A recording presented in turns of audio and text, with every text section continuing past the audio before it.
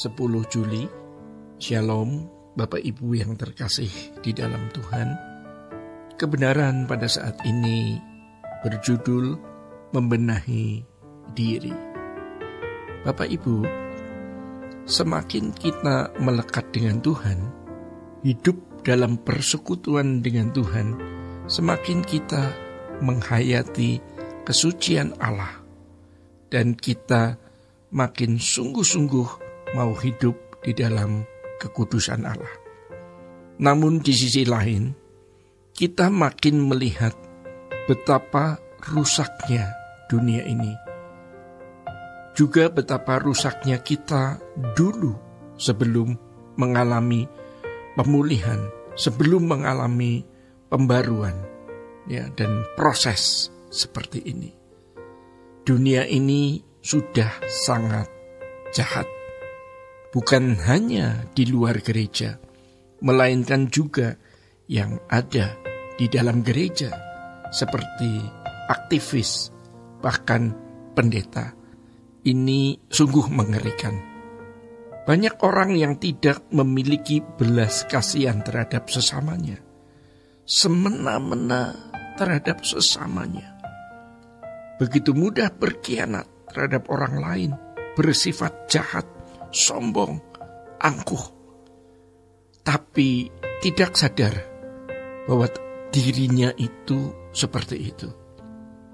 Dengan menyampaikan hal ini, kiranya kita sadar bahwa kita juga bisa melakukan kesalahan-kesalahan itu tanpa kita sadari.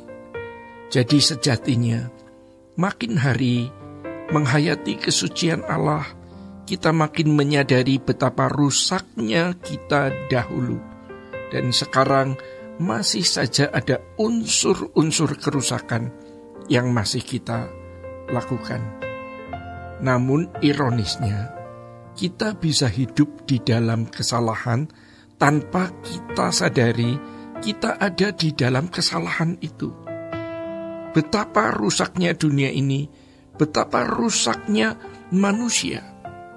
Tetapi melalui kebenaran murni yang kita dengar, kita berjuang sungguh-sungguh untuk menjadi orang yang tidak bercacat dan tidak bercela.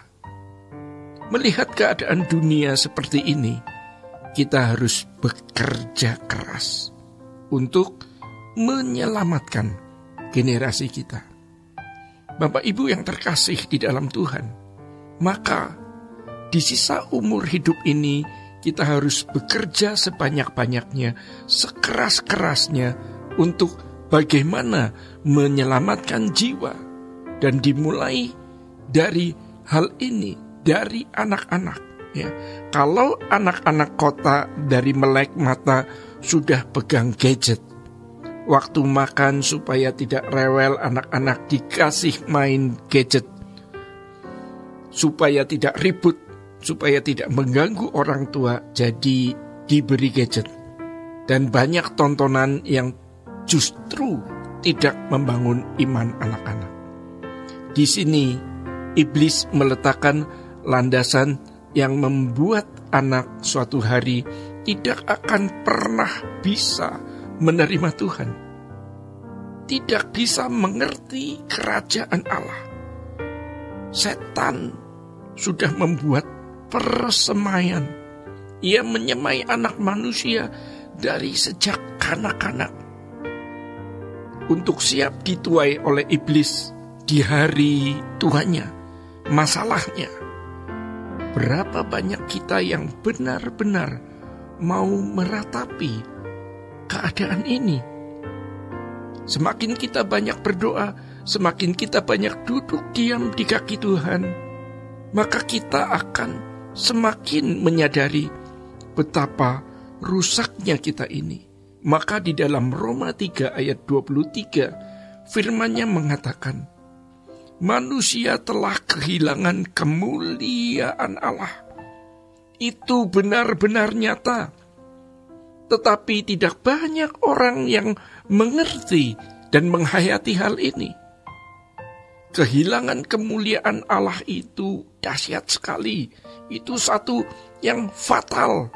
Sebab manusia dirancang untuk memiliki keagungan seperti Bapa, seperti Allah sendiri. Sang pencipta mau, ya, sang pencipta atau sang Khalik itu luar biasa. Tapi sedikit sekali orang yang benar-benar menyadari keadaan ini. Sebab tidak banyak orang yang benar-benar mengalami perjumpaan dengan Tuhan atau bersentuhan dengan Tuhan. Kalau orang mengalami perjumpaan dengan Tuhan dan ia bersentuhan dengan Tuhan, maka ia akan menyadari betapa rusaknya keadaan dirinya di hadapan Allah. Kita akan menyadari betapa kita sering memiliki kelicikan-kelicikan yang sangat halus, sangat tipis, yang tidak disadari bukan hanya oleh orang lain, tetapi justru celakanya kita sendiri juga tidak bisa menyadari kelicikan itu.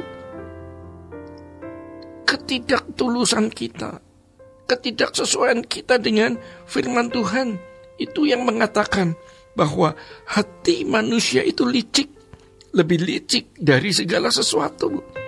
Sedikit sekali orang yang punya iman sesuai dengan kehendak Allah. Mari kita membenahi diri kita masing-masing dulu. Kalau ada ketidakpantasan yang masih kita lakukan di hadapan Allah, kita harus berani membenahi diri kita masing-masing dulu.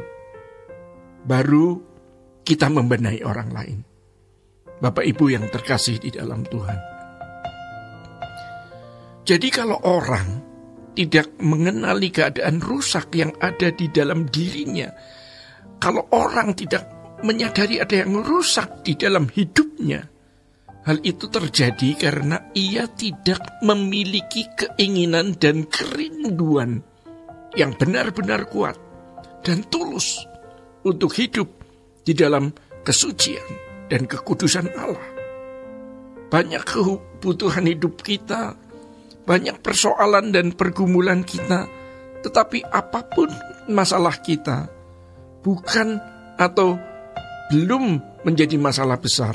Masalah besar kita adalah jika kita belum mencapai apa yang Allah inginkan atau kehendaki, yang oleh karenanya kita sungguh-sungguh mohon agar Bapa membuka hati dan pikiran kita untuk mengenali keadaan diri kita yang sesungguhnya di mata Allah. Dan tentu selanjutnya kita mohon Tuhan untuk menolong kita, agar kita dapat menjadi anak-anak Allah yang hidup hanya untuk kesukaan Allah. Agar hidup kita dapat benar-benar menyenangkan hatinya. Untuk apa kita hidup di bumi jika kita tidak menyenangkan hati Allah Bapa kita?